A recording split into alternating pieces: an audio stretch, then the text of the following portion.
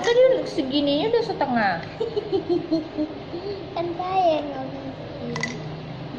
Kan saya nggak bikin. Jangan lupa ngopi.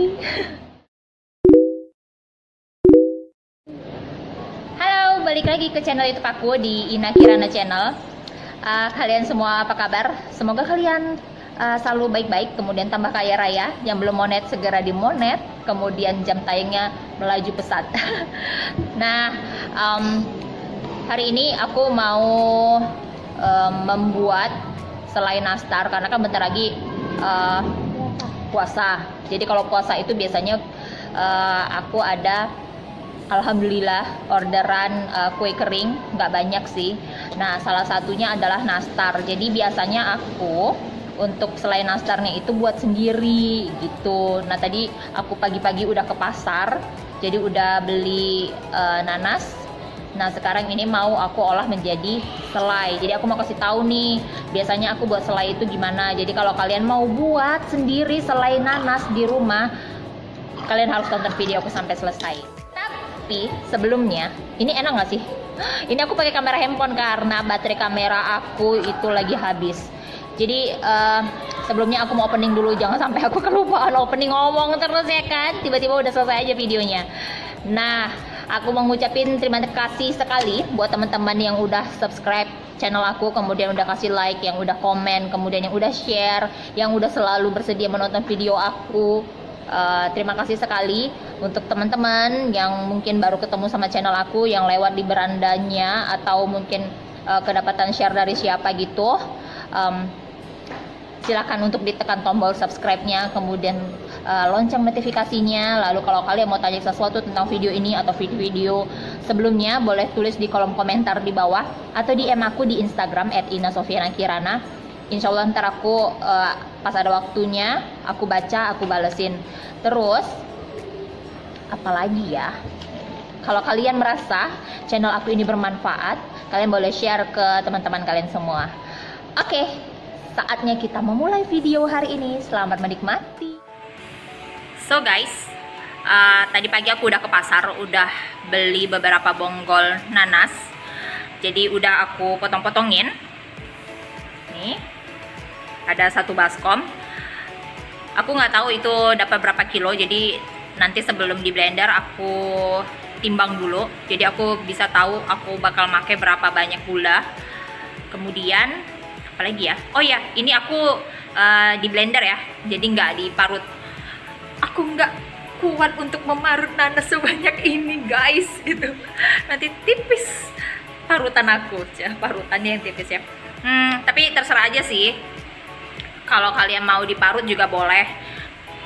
Itu nanti bedanya itu hanya di teksturnya aja. Jadi kalau misalnya yang diparut itu biasanya serat dari selainya itu lebih panjang-panjang gitu. Kalau misalnya di blender dia lebih halus. Jadi mana yang suka silahkan dikerjakan. Terus pilih nanas yang tidak terlalu matang. Aku sambil duduk ya. Pilih nanas yang tidak terlalu matang dan tidak mentah juga pastinya. Karena kalau terlalu matang dia terlalu banyak airnya kan. Nanas Pekanbaru itu bagus. Nah, ini nanasnya. Nah, kalau kalian lihat ini masih ada mata-matanya. Mata yang paling indah.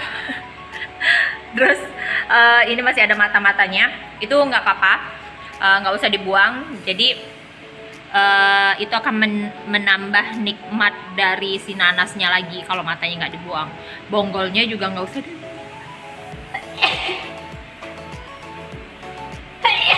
Alhamdulillah. Sorry ya bun. Jadi bonggolnya sama matanya nggak usah dibuang. Yang dibuang itu kulitnya. Tapi setahu aku ya, kulitnya itu juga bisa diolah kayak jadi sirup gitu. Alah, tapi udah aku buang pula kulitnya, mau dicoba. Setelah next time ya kita bakal buat sirup kulit nanas. Nah, sekarang kita back to laptop. Kita mau olah ini si nanasnya. Jadi udah dicuci bersih, udah dipotong-potong, kemudian ini mau aku blender. Boleh pakai chopper, food processor atau enggak blender, terserah. Mana yang mampunya peralatan kalian aja gitu. Atau mau diparut pakai parutan, go ahead, terserah. Nah guys, ini aku lagi mau menghancurkan si nanas ini. Ini aku pakai food processor. Ini merek Hamilton Beach. Jadi apa tuh namanya? Kalau misalnya kalian nggak punya food processor, bisa pakai blender.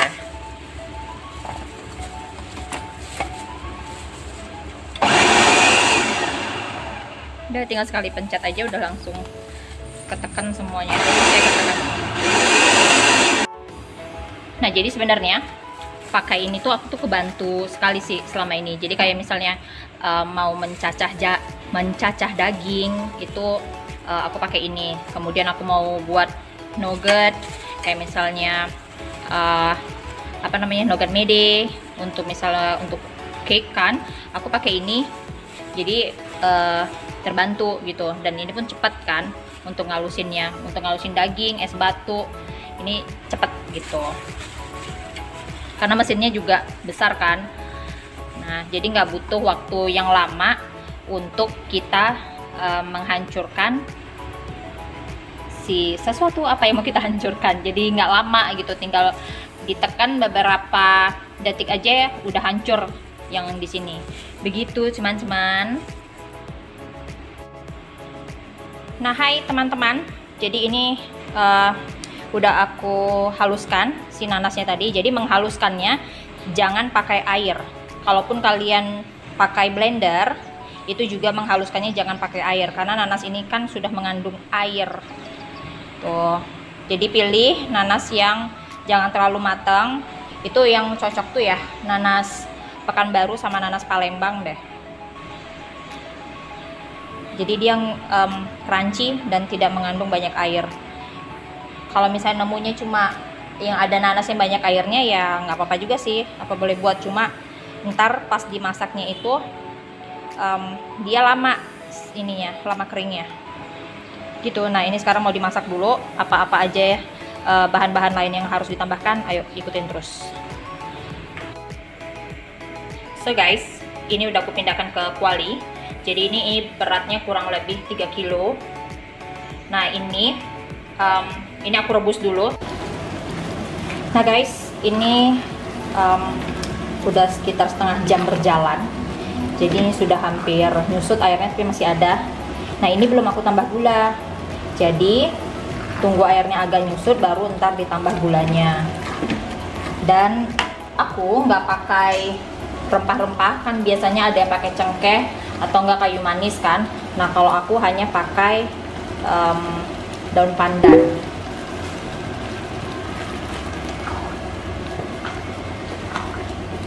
Ini tadi dari awal langsung aja pakai api besar karena biar cepat nyusutnya airnya. Jadi nanti kalau sudah airnya sudah menyusut baru apinya dikecilin gitu. Ini biarin aja dulu, tetap dimasak sampai si airnya ini masih banyak airnya di bawah. Ya, kabur, kena uap. Nah, jadi ini airnya masih banyak di bawah, biarkan aja dulu, jangan ditambahin gula, jangan ditambahi garam, biar airnya sedikit menyusut. Baru ntar kita kecilkan apinya, masukin gula dan garam dan si daun pandan. Hai. Nah, ini udah udah mulai kering. Jadi tadi yang segini banyaknya nih masih kelihatan pinggirannya kan, yang segini, terus sekarang menyusut jadi segini. Jadi kalau misalnya punya kuali besar bisa sekaligus masak, tapi kalau kualinya kecil kayak aku gini ya harus berkali-kali masak, say. Nah, ini langsung di masukkan gulanya, kemudian daun pandannya, dan jangan lupa dikasih garam. Untuk resepnya kalian lihat aja di ini ya, kolom deskripsi. Nah, ini diaduk. Nah, kalau udah sampai tahap seperti ini udah mulai rajin diaduk ya bun, jadi biar nggak gosong bun, karena udah udah ada gulanya, jadi ntar kan gulanya mengkaramelisasi, jadi jangan sampai gosong.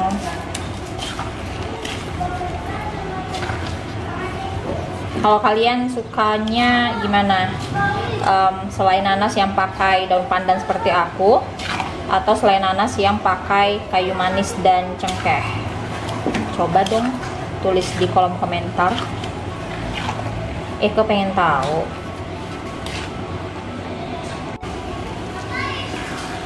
Ini udah mau selesai, tinggal dikit lagi. Nah, dari tadi yang banyak segini, jadinya hanya segini. Ini jangan sampai gosong. Jadi dia kalau masih panas tuh masih kayak agak lembekan gitu. Tuh. Nah, ini tinggal dikit lagi deh. Baru selesai, kita matikan apinya, biarkan dingin. Lalu baru bisa disimpan di apa namanya, kontainer. Gitu. Akhirnya selesai juga. Ini aku matikan dulu kompornya, terus dibiarkan dulu dia dingin, nanti baru dipindahkan ke kontainer. Nah, nanti aku kasih tunjuk gimana cara aku membulat-bulatkan si nastar ini. Bukan si nastar, tapi si selai ini.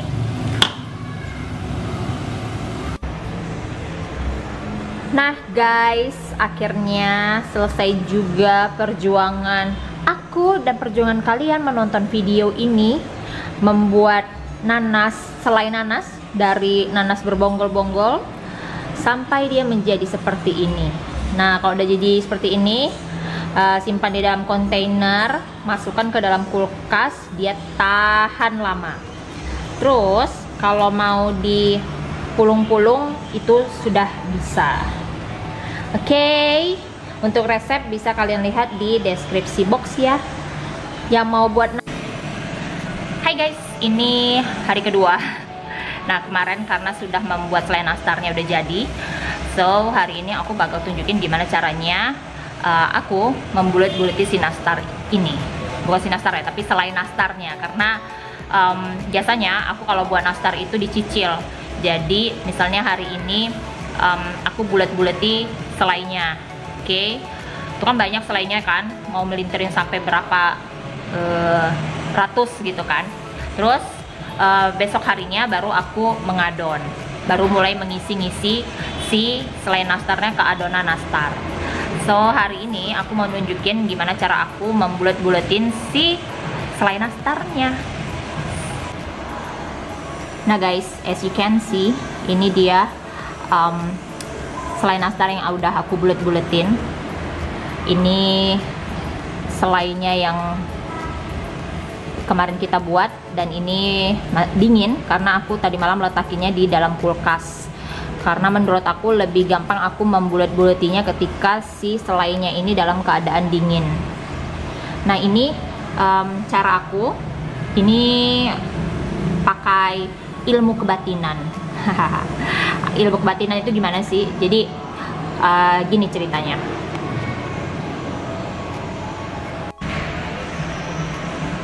Jadi kalau misalnya nih kalian udah terbiasa membulat-bulati selai nastar, itu automatically besarnya si selai nastar yang dibulat-bulatin itu bisa seragam gitu. Ya walaupun sebenarnya kalau ditimbang ya pasti ada selisih sepersekian gram gitu ya, gitu kan. Tapi nggak terlalu signifikan beda ukurannya. Itu kalau yang udah terbiasa ngebulat-bulati selai nastar. Jadi feelingnya itu langsung kerja gitu. Nah itu caranya. Tangan kita harus lembab. Jadi sebelum membulat-bulati si nastar, si selainya itu, tangan pasti sudah harus dicuci dulu. Karena aku nggak bisa pakai sarung tangan, nggak dapet ininya, feelnya. Nah terus tangan harus cuci bersih, dilap bersih kering. Tapi kan masih lembab karena habis cuci tangan kan. Nah itu baru kita mulai untuk ngebulat-bulatinya. Udah, kemudian itu nanti sampai beberapa kali buletan. Lama-kelamaan si selainya itu mulai nempel di tangan. Nah kalau sudah mulai nempel di tangan, itu kita harus cuci tangan lagi. Mulai lagi tuh cuci tangan yang bersih, kemudian dilap sampai kering, baru boleh mulungin si selai nastarnya. Nanti kalau misalnya sudah lengket lagi, selai-selainya itu mulai nempel-nempel di tangan, ulangin lagi proses seperti itu. Itu cara yang pertama. Lalu untuk cara yang kedua itu menggunakan timbangan. Jadi kalian timbang satu persatu si selai nastarnya ini. Dulu aku juga kayak gitu buatnya. Jadi aku timbangin misalnya per 2 gram atau 3 gram selai nastar gitu kan. Nah itu sama entar buletannya, sama itu beratnya. Itu cara yang kedua. Emang agak sedikit ini ya, sedikit repot menimbang-nimbangin kayak gitu. Tapi biasanya kalau orang untuk jualan ya harus seperti itu, semuanya ditimbang dan dihitung, ya kan. Lalu yang ketiga, cara yang ketiga dengan menggunakan sendok takar yang seperti ini. Jadi kalau bakulan tuh biasanya harus wajib punya yang seperti ini, jangan sendok makan, karena itu tidak valid. Kalau menurut aku itu kurang valid perhitungannya. Jadi cari yang seperti ini. Murah kok ini ada yang 15 ribuan. Ini ada yang 15 ribuan, 20 ribuan, murah. Jadi ini kan ada yang ukurannya. Jadi cari ukuran yang sesuai dengan yang kalian mau gitu. Misalkan ini yang deh 1/2 teaspoon, 1/2 teaspoon atau 1/2 sendok teh. Jadi caranya selai nastarnya itu diambil, kemudian dicetak ke sini, harus diratakan. Diratakan dia sampai rata ke permukaannya itu harus rata, baru kita buletin, baru kita ambil, kita keluarkan. Nah itu nanti rata semuanya berukuran seperti ini gitu. Jadi gitu sih cara aku yang udah pernah aku laluin. Atau mungkin kalian punya cara lain untuk membulat-bulatkan selai nastar yang lebih mudah, mungkin tinggal menghentakkan jari, Thanos dong. Terus apa lagi ya? Ya udah sih gitu aja. Nah ini selai nastarnya bisa disimpan lama. Nah apalagi ya, udah sih gitu aja. Semoga membantu, semoga bermanfaat video kali ini. Dan jika ada sesuatu yang mau ditanya bisa ditulis di kolom komentar di bawah atau DM aku di Instagram @inasofianakirana. Ya udah ya, aku mau lanjutin mulung-mulungin si nastar ini, si selainya.